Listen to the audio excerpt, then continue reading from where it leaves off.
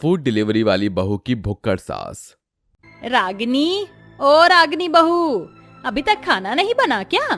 शाम के 7 बज रहे हैं, लेकिन रात के खाने का अभी तक कोई भी इंतजाम नहीं हुआ। माँ जी, अभी तो सिर्फ 7 ही बजे हैं। रात का खाना तो हम सब 9 बजे खाते हैं।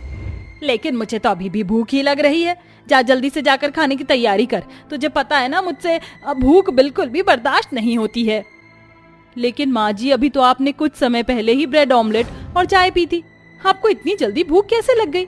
आपने पूरा 1 पैकेट ब्रेड और 7 अंडे खाए हैं। इसके बावजूद भी आपको भूख लग रही है? देखो जरा, आजकल की बहुओं को इनमें तो जरा बेशर्म नहीं है। अपनी सास के खाने पर ही नजर लगा रही है। तेरी कमाई का नहीं खा रही हूँ, अपने बेटे की कमाई का खा रही हूँ, समझी? जितना बोला है उतना कर। माँ जी, मैं आपके खाने पर कोई नजर नहीं लगा रही हूँ, लेकिन आपने थोड़ी देर पहले ही खाया है, इसलिए मैं आपको कह रही थी थोड़ी देर बाद खा लीजिए, क्योंकि अगर इतना खाना खाएंगी तो आपकी तबीयत खराब हो सकती है और आपको लूज मोशन भी लग सकते हैं। लूज मोशन लगे मेरे दुश्मनों को, जा जल्दी से खाना बना कर ले आ। रागिनी की सास कविता 1 नंबर की भुक्कड़ किस्म की औरत होती है, जो पूरा दिन सिर्फ खाते ही रहती है। रागिनी के लाख समझाने पर भी कविता नहीं मानती, जिसके बाद रागिनी जाकर सबके लिए खाना बनाती है। लेकिन कविता सारे खाने को अकेले ही चट कर देती है और डकार भी नहीं लेती है। अरे ये क्या, माँ जी ने तो सारा ही खाना खा लिया, न सब्जी बची है और न ही रोटी। अब मैं क्या करूं? अब मुझे दोबारा खाना बनाना पड़ेगा, वरना ये तो भूखे ही रह जाएंगे। रागिनी को अब दोबारा अपने और अपने पति धीरज के लिए खाना बनाना पड़ता है। रागिनी को दिन में 5 से 6 बार अपनी सास की वजह से खाना बनाना पड़ता था, जिससे वो काफी परेशान रहती थी। लेकिन कविता थी तो उसकी सास, इसलिए उससे वो कुछ भी कह नहीं पाती थी। ऐसे ही समय बीतता रहता है कि एक दिन अचानक धीरज का एक्सीडेंट हो जाता है। कार एक्सीडेंट में धीरज की जान तो बच जाती है, लेकिन धीरज को काफी चोट आती है, इसलिए उसके पैर और हाथों पर प्लास्टर चढ़ जाता है। अब धीरज कम से कम 6 महीने तक कोई भी काम नहीं कर सकता था। धीरज के काम पर ना जाने की वजह से घर पर पैसों की तंगी शुरू हो जाती है, लेकिन इस बात से कविता को कोई फर्क नहीं पड़ता है। कविता तो बस अपने खाने की ही सोचती है। रागिनी बहू, जा मेरे लिए 4 रोटी और लिया। तुझे तो पता है कि 3 रोटी में मेरा पेट नहीं भरता है। माँ जी, आप तो जानती है ना, इनकी चोट की वजह से ये काम पर नहीं जा पा रहे हैं, और काम पर ना जाने की वजह से घर में पैसों की इतनी परेशानी आ रखी है। अगर आप इतना सारा खाना खाएंगी तो घर में राशन खत्म हो जाएगा, और राशन खत्म हो गया तो आप भी जानती हैं कि क्या होगा। हमारे पास इतने पैसे नहीं है कि हम पहले की तरह अपने घर का राशन ला सकें। वो सब मैं नहीं जानती। इंसान जीता ही क्यों है? सिर्फ खाना खाने के लिए। अगर इंसान खाना ही नहीं खाएगा तो वो तो मर जाएगा, और मैं अपनी सेहत और खाने से थोड़ा बहुत भी कॉम्प्रोमाइज नहीं कर सकती हूँ। जितना बोला उतना कर, और आइंदा मेरे खाने के लिए तूने मुझे टोका तो तुझे मैं इस घर से ही निकाल दूंगी, समझी? मैं तेरी सास हूँ, तू मेरी सास नहीं है।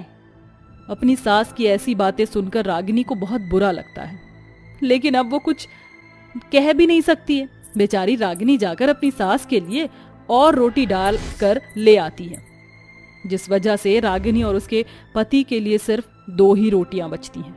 अब ये सिलसिला रोज का हो चुका था। रागिनी काफी परेशान होने लगी थी। धीरे धीरे अब घर का राशन भी खत्म होने लगा था, इसलिए रागिनी अब पैसे कमाने के लिए जॉब करने का सोचती है। अगर ऐसा ही चलता रहा तो एक दिन घर में चावल का एक दाना भी नहीं बचेगा, और उसमें भी माँ जी को सिर्फ खाना ही चाहिए होगा। ये दिन आने से अच्छा है कि मैं जाकर कहीं नौकरी ढूंढ लूं। नौकरी करूंगी तो कुछ पैसे घर में आएंगे तो घर का गुजारा हो पाएगा। इतना कहकर रागिनी नौकरी की तलाश में निकल जाती है। काफी ढूंढने के बाद रागिनी को एक होटल दिखाई देता है, जिसके बाहर डिलीवरी बॉय या गर्ल की जरूरत होती है, जिसे देखकर रागिनी अंदर जाती है और होटल मैनेजर से बात करती है। मैंने यहाँ आपके होटल के बाहर बोर्ड लगा हुआ देखा था कि आपको डिलीवरी गर्ल या बॉय की जरूरत है। आप मुझे डिलीवरी गर्ल का काम दे दीजिए, मुझे जॉब की बहुत जरूरत है। मैनेजर रागिनी को डिलीवरी गर्ल की जॉब दे देता है, जिसके बाद रागिनी ईमानदारी से और अच्छे से डिलीवरी गर्ल की जॉब करती है। रागिनी रोज लोगों के घर पर जाकर खाना डिलीवर किया करती थी, जिससे रागिनी को ठीक ठाक पैसे मिल जाते थे। उन पैसों से रागिनी अपने घर का खर्च अच्छे से चला पाती थी। ऐसे ही समय बीतता रहता है। सब कुछ ठीक चल रहा होता है कि एक दिन, अरे ये क्या, इनकी दवाई तो मेरे पास ही रह गई और इनका तो खाना खाने का भी समय हो रहा है। जहाँ तक मैं जानती हूँ माँ जी को तो अपने खाने से ही फुर्सत नहीं मिलेगी, तो इन्हें क्या ही खाना खिलाएंगी। एक काम करती हूँ, रास्ते में घर पड़ेगा, जल्दी से जाकर इनको खाना खिलाकर दवाई दे देती हूँ और फिर जाकर ये खाना डिलीवर कर दूंगी। रागिनी जल्दी से स्कूटी पर बैठती है और अपने घर जाती है। घर पहुंचते ही रागिनी अपने पति धीरज को खाना देती है और दवाई देती है कि तभी रागिनी की स्कूटी पर कविता की नजर पड़ती है। जैसे ही कविता रागिनी की स्कूटी पर रखा हुआ बैग खोलती है तो उसे खाने की खुशबू आती है और वो इतना अच्छा अच्छा खाना देखकर ललचा जाती है, जिसके बाद कविता सारा खाना खाकर दोबारा बैग बंद करके चली जाती है और रागिनी को इस बारे में कुछ भी नहीं पता चलता है। रागिनी जैसे ही कस्टमर के घर पर फूड डिलीवर करने के लिए पहुंचती है तो देखती है कि बैग में तो खाना ही नहीं है, जिसके चलते रागिनी को उसके होटल मैनेजर से बहुत ज्यादा डांट पड़ती है। अब ये रोज रोज का सिलसिला हो चुका है। रागिनी जैसे अपने पति को खाना खिलाने जाती है तो रोज कविता चुपके से रागिनी का सारा खाना खा जाती। ये रागिनी बहू तो रोज रोज इतना अच्छा अच्छा खाना लेकर आती है, जहाँ पर ये खाना बनता होगा फिर तो वहाँ बहुत सारे खाने की चीजें होती होंगी। एक काम करती हूँ, आज मैं इसकी स्कूटी का पीछा करती हूँ कि ये कहाँ से इतना अच्छा अच्छा खाना लेकर आती है। कविता चुपके से रागिनी के स्कूटर का पीछा करती है और रागिनी के होटल पहुंच जाती है, जहां वो देखती है कि जैसे ही रागिनी होटल के अंदर जाती है तो उसे उसका होटल मैनेजर बहुत डांट रहा होता है। रागिनी, अब तो तुम्हारा रोज रोज का नाटक हो चुका है। खाना सिर्फ 1 या 2 दिन चोरी हो सकता है, रोज रोज नहीं। मैं जानता हूँ तुम ही सारा खाना खा जाती हो। आज मैं तुम्हें लास्ट वार्निंग दे रहा हूँ, अगर आइंदा ये कंप्लेंट दोबारा मेरे पास आई तो मैं तुम्हें नौकरी से निकाल दूंगा। नहीं सर, मुझे मत निकालिए, मैं सच कह रही हूँ, ये खाना मैं नहीं खाती हूँ। मुझे नहीं पता मेरा खाना कहाँ गायब हो जाता है। मुझे नहीं पता, मैं तुम्हें लास्ट वार्निंग दे चुका हूँ, बस। मैनेजर को अपनी बहू को ऐसे डांटता देख कविता को बहुत बुरा लगता है और उसे अपनी गलती का एहसास हो जाता है, जिसके बाद कविता रागिनी के पास जाती है और उससे सबके सामने माफी मांगती है।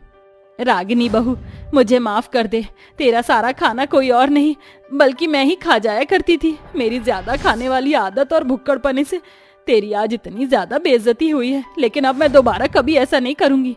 मैं अपने खाने पर कंट्रोल रखूंगी।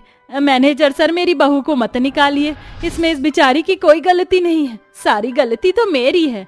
नहीं माँ जी, आप ऐसे सबके सामने मुझसे माफी मत मांगिए, आप मुझसे बड़ी हैं, आपको आपकी गलती का एहसास हुआ, यही मेरे लिए काफी है। रागिनी अपनी सास कविता को माफ कर देती है और होटल मैनेजर भी अब रागिनी को जॉब से नहीं निकालता। कुछ ही दिनों में धीरज की भी तबीयत अब बिल्कुल ठीक हो जाती है और धीरज दोबारा जॉब पर जाने लगता है, जिससे घर के हालात अब बिल्कुल ठीक हो। अरे बहू, आओ अंदर आओ, इसे अपना ही घर समझो, आज से तुम इस घर की बहू हो।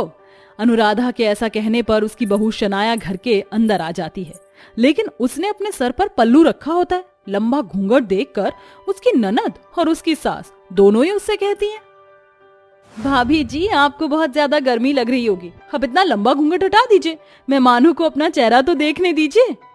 अरे नहीं नंद जी, मैं अपना चेहरा नहीं दिखा सकती। मेरी माँ ने कहा था कि तू सर्वगुण संपन्न संस्कारी बहू बनकर ही उस घर में रहेगी, और हमारे घर में ये रिवाज है कि शादी के बाद लड़कियां लंबा घूंघट करके रहती हैं, उनके सर से कभी भी घूंघट हटना नहीं चाहिए। हम अमीर जरूर हैं, लेकिन संस्कार पूरे कूट कूट के भरे हैं। ये सुनकर वहाँ खड़ी सारी औरतें अनुराधा से कहती हैं, अनुराधा बहन, तेरी बहू तो बड़ी ही संस्कारी है, देख तो सही, अपने सर से पल्लू तक नीचे नहीं होने दे रही। और हमारी बहुओं को देखो, जब देखो बिना दुपट्टे के ही यहाँ से वहाँ घूमती हैं। आजकल तो बहू इतनी चालाक हो गई है कि अपने ससुराल वालों की कोई बात तक नहीं सुनती हैं। अरे बहू हो तो मेरी ऐसी ही होनी थी, क्योंकि मैंने बहुत अच्छे से देख परख कर अपने बेटे का रिश्ता किया है। चल बहू, मैं तेरे कमरे में तुझे ले चलती हूँ, वहाँ तू थोड़ी देर आराम कर लेना।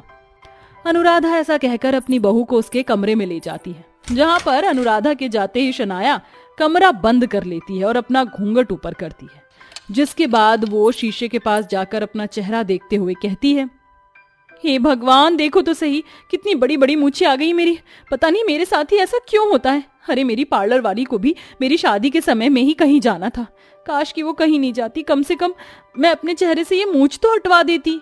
शनाया बहुत ज्यादा परेशान होती है। तभी उसकी नजर अपने पति करण के वॉशरूम में पड़ती है, जहां पर उसे करण की ट्रिमर दिखाई देती है। अरे वाह, ये तो अच्छा मौका है, चलो मैं जल्दी से अपनी इन मूछों को साफ कर लेती हूँ, नहीं तो घर वाले देखेंगे तो पता नहीं क्या होगा। शनाया ऐसा कहकर वॉशरूम की तरफ ही जा रही होती है कि तभी दरवाजे पर कोई दस्तक देता है। भाभी, क्या कर रही हो? जल्दी से दरवाजा खोलो, सभी मेहमान आपका इंतजार कर रहे हैं। आपकी मुंह दिखाई की रस्म होनी रह गई है। तभी शनाया दरवाजे के पास पहुंचकर जोर से चिल्लाते हुए कहती है, आरती तुम चलो, मैं बस थोड़े से हल्के कपड़े पहन लूं, फिर आती हूँ। शनाया बहाना बना लेती है, जिसके बाद वो वॉशरूम जाती है और जल्दी से अपने चेहरे पर ट्रिम करना शुरू कर देती है। जैसे ही वो अपनी मूंछ हटा लेती है, वो दरवाजा खोलकर बाहर आ जाती है, जिसके बाद वो अपनी मुंह दिखाई की रस्म करती है। उस वक्त तो शनाया का चेहरा बिल्कुल साफ और क्लियर दिखाई देता है, जिसके चलते सभी उसे अच्छा खासा शगुन दे जाते हैं। लेकिन अगले ही दिन दोबारा उसकी मुंह चुक जाती है। ऐसे ही सारी रस्में खत्म होने के बाद रात को वो अपने पति के साथ सो जाती। अगले दिन जैसे ही सवेरा होता, वो अपने पति करण के उठने से पहले उठ जाती है। भगवान, जिस बात का डर था वही हो रहा है। रात को सोने के बाद मेरी मूंछें दोबारा आ गई। अब मुझे फिर से घूंघट के अंदर ही रहना होगा। तभी अचानक से करण नींद से जाग जाता है, जिसे देखकर शनाया फौरन अपना लंबा सा घूंघट कर लेती है और करण से कहती है, अजी अच्छा हुआ आप उठ गए, चलिए मैं आपके लिए नाश्ता लेकर आती हूँ। अरे नाश्ता लेकर आ रही हो वो तो ठीक है, लेकिन तुमने अपना मुंह इस तरह ढका क्यों हुआ है? चलो अपना चेहरा तो दिखा दो। ये आप कैसी बातें कर रहे हो? मैं एक संस्कारी बहू हूँ और अपने सर से अपना पल्लू जरा भी हटने नहीं दे सकती। आप जल्दी से फ्रेश हो जाइए, मैं आपका नाश्ता बना देती हूँ। शनाया ऐसा कहकर रसोई में जाती है और अपने पूरे ससुराल वालों के लिए नाश्ता बनाना शुरू करती है। सभी के लिए नाश्ता बनने के बाद वो नाश्ता टेबल पर लगा देती है, जिसके बाद वहां बैठी उसकी सास और ननद उसकी तारीफ करने लगती हैं। अरे वाह, आपने तो बहुत अच्छी खीर बनाई है भाभी, मैंने पहले कभी इतनी स्वादिष्ट खीर नहीं खाई। हाँ बहू, खीर तो सच में बहुत अच्छी बनी है, तेरे हाथों में तो जादू है और बाकी का खाना भी बहुत स्वादिष्ट बना है। मेरे तो भाग्य ही खुल गए जब से तू घर में आई है। लेकिन अब ये लंबे घूंघट का बहुत ज्यादा हो गया है। देख बहू, तू मेरी बेटी की तरह है, इसलिए घूंघट हटा दे।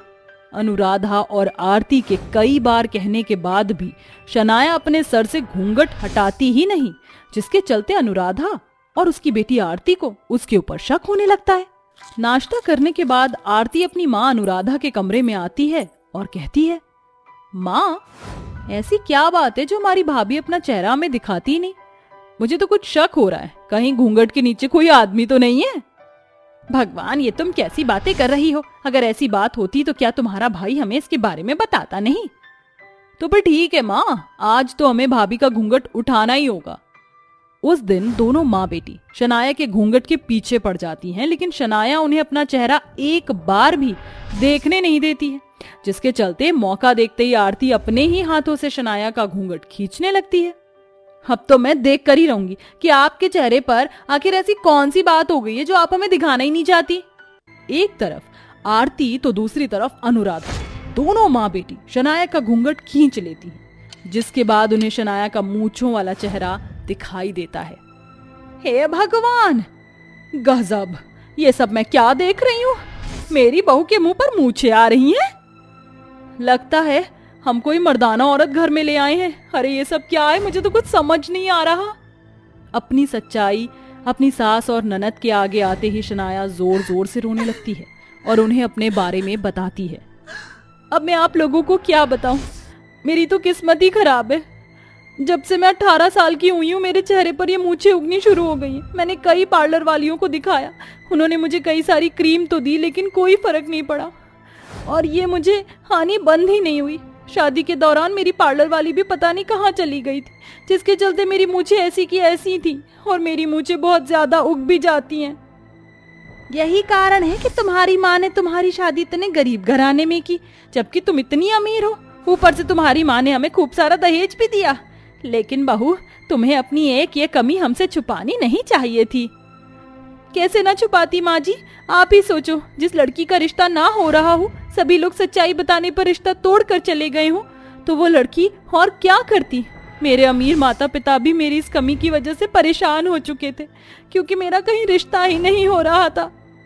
चिंता मत करो भाभी, हम आपको एक अच्छे डॉक्टर के पास लेकर जाएंगे जो इसका इलाज अवश्य ढूंढेगा। आरती ऐसा कहकर अपनी भाभी को सहानुभूति देती है, जिसके बाद वो उसका इलाज करवाने के लिए उसे एक स्पेशल डॉक्टर के पास ले जाती है। जहाँ पर डॉक्टर शनाया का चेकअप करते हैं और अनुराधा को उसकी बीमारी के बारे में बताते हैं। आपकी बहू की बॉडी में हार्मोनल डिसबैलेंस की वजह से ये दिक्कत हो रही है। चिंता करने की कोई बात नहीं है, इसका इलाज भी है। बस इस इलाज में 1 महीना लगेगा और इलाज के अंदर कम से कम 10 लाख रुपए का खर्चा आएगा। अनुराधा इतना पैसा सुनते ही हैरान रह जाती है। वो बहुत ज्यादा गरीब थी, उसके पास 10 लाख रुपए तो बहुत दूर की बात है। उसके पास सिर्फ 2 लाख रुपए भी पूरे नहीं थे, लेकिन वो अपनी बहू का इलाज कराने के लिए अपने घर के सारे गहने और अपने घर को गिरवी रख देती है, जिसके चलते वो अपनी बहू का इलाज कराती है। इलाज होने के बाद उसकी बहू बिल्कुल नॉर्मल हो जाती है। जब इस बात का शनाया के माता पिता को पता चलता है तो वो उसके ससुराल वालों की बहुत मदद करते हैं और उनका घर भी छुड़वा लेते हैं। अब शनाया अपने ससुराल के साथ खुशी खुशी रहने लगती है।